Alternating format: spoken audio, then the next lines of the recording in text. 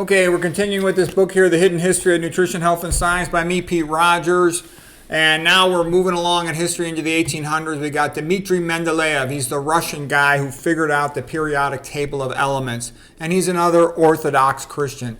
And I'm showing you all this stuff about Orthodox Christianity because I want you to know the truth.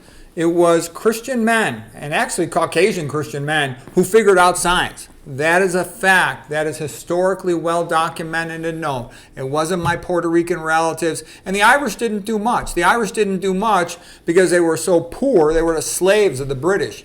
But anyways, this is Mendeleev and his periodic table of elements. The next guy I'm going to show you is Michael Faraday. He's the brilliant English scientist. Another guy, he was very poor when he was growing up. He got a job working in a bookstore, and then he started reading all the science books, okay? And it was obvious how brilliant he was. He self-educated himself into becoming one of the greatest scientists in the history of the world, especially in electricity and chemistry. Another super religious guy from England, he said, "The book of nature, which we read, is written by the hand of God." It's typical.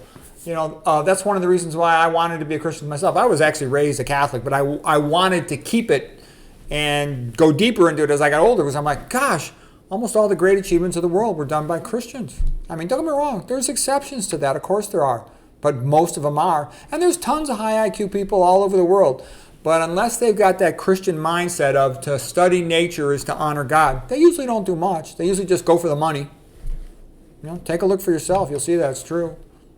And you'll also see all this stuff about the modern world being more scientific. It's not true. The modern world's less scientific because it's based on playing games and tricking people a lot more than it is by telling the truth and helping them. Okay, Samuel Morse, he's developer of the Morse code. He's also an American painter. He's of Scottish descent. There were tons of really smart Scottish people. Small as that little country is, produced lots of geniuses. He invented the telegraph with Morse code. His father was a Calvinist Puritan pastor. Tons of the smartest people you'll ever hear of, their parents were pastors. And he was also, like I said, a Calvinist. Okay. So those guys are real intensely religious to the point of being kind of crazy. Here is Sir William Thomas Kelvin. He's born in Ireland, but he's also of Scottish descent. So he's Scots-Irish. The physicist, chemist, he's developer of the Kelvin absolute temperature scale. Made multiple discoveries in the fundamentals of thermodynamic physics. And he says the same thing they'll say is, if you think strongly enough, you will be forced by science to believe in God. And that's people who really deeply study it and try to understand it. Okay. The more you understand biochemistry, the more you believe in God, because it's too miraculous, the beauty and the complexity of it. Okay, here's another one of these Scottish guys. Like I said, there's a reason for the stereotype of the Scottish engineer, because there were tons of brilliant Scottish engineers despite the tiny little size of that country. So here's Sir Sanford Fleming. It was another Fleming who invented penicillin. And this guy was the inventor of the worldwide standardized clock through the different time zones based on a 24-hour clock. So everybody could communicate effectively about what time it was, what time something was going to arrive. And this enhanced the ability, for world trade, for communication for world trade.